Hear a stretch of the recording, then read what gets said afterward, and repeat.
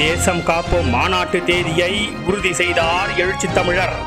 திட்டமிட்டபடி ஜனவரி 23 திருச்சியில் விடுதலை சிறுத்தைகளின் தேசம் காப்போம் மாநாடு நடைபெறும் என்று அதிகாரப்பூர்வ அறிவிப்பு.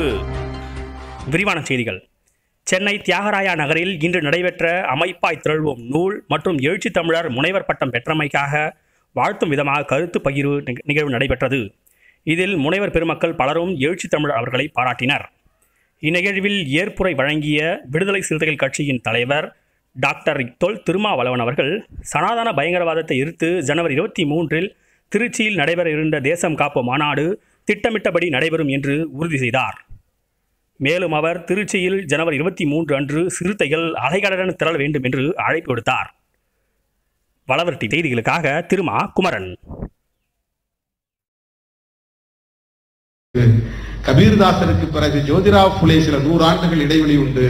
ஜோதிராவ் புலேவுக்கும் நம்மை எல்லாம் தலைநகர வைத்த நம்முடைய மகத்தான தலைவர் புரட்சியாளர் அம்பேத்கருக்கும் ஒரு தலைமுறை இடைவெளி உண்டு. இந்த தலைவர்கள் எல்லாம் கௌதம புத்தர், ஐயன் திருவள்ளுவன், அவ்வை பிராட்டி, 18 சித்தர்கள், கபீர்தாசர், நம்முடைய ஜோதிராவ் புலே, புரட்சியாளர் அம்பேத்கர் இவர்களின் வரிசையில் தான் விடுதலை சிறுத்தைகள் சனாதனத்தை எதிர்க்கிறது. எனவே நாம் ஆண்ட வம்சத்தை சார்ந்தவர்கள் அல்ல, ஞான வம்சத்தை சார்ந்தவர்கள். அந்த கோட்பாட்டை பின்பற்றி இன்றைக்கும் நாம் சனாதன எதிர்ப்பு மாநாட்டை நடத்துவோம். பௌத்தத்தை ஒரு போராட்ட கோட்பாடாக பார்க்க வேண்டும், ஒரு புரட்சிகர கோட்பாடாக பார்க்க வேண்டும்.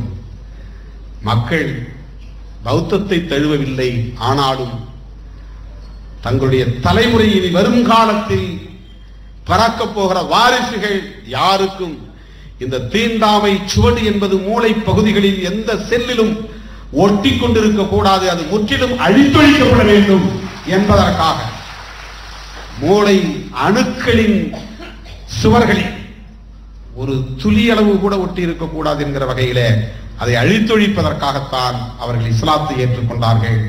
என்னுடைய அறிவியல் பூர்வமான ஆய்வில் அது அவர்கள் எதிர்பார்த்தது நிறைவேறி இருக்கிறது. எனவேதான் இந்த ஆய்வறிக்கை இன்றைக்கு ஏற்கப்பட்டு டாக்டர் பட்டம் வழங்கப்பட்டிருக்கிறது. இதற்காக அனுமதி வழங்கிய இன்றைய துணைவேந்தர் டாக்டர் பாக்கரன் அவர்களுக்கு இந்த நேரத்தில் நெஞ்சார்ந்த நன்றியை தெரிவித்துக் கொள்கிறேன். அமைப்பாய் திரள்வோம் நூல் குறித்து பேச நேரமில்லை. இந்த நூல் ஆங்கிலத்தில் மொழிபெயர்க்கப்பட வேண்டும் என்பதை தொடர்ந்து தோழர்கள் சொன்னார்கள். நம்முடைய மக்கள் மன்றத்தை சார்ந்த தோழர்கள், தோழர் மகேஷ், தோழர் ஜெசி, தோழர் கீதா, நம்முடைய கனல் விதி, இவர்கள் எல்லோரும் கவிதா முரளிதரன் அவர்களோடு இணைந்தும் இதை நாங்கள் விரைவில் ஆங்கிலத்தில் மொழிபெயர்க்க இருக்கிறோம் என்று உறுதி கொடுத்து 28 கட்டுரைகளை இப்போது அவர்கள் எழுதி முடித்து விட்டார்கள், ஆங்கிலத்தில் மொழிபெயர்த்து விட்டார்கள்.